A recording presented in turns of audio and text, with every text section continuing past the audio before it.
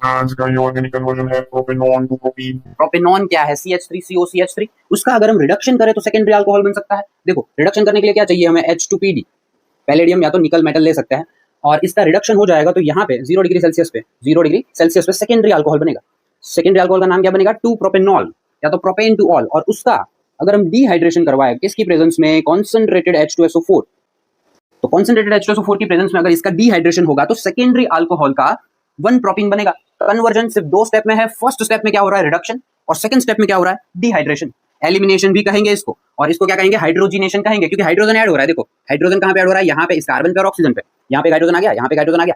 उसके बाद क्या हुआ? OH यहाँ से गया, यहाँ से हाइड्रोजन गया, क्या हुआ? डिहाइड्रेशन। H2O लिखेंगे, क्या लिखेंगे? -H2O।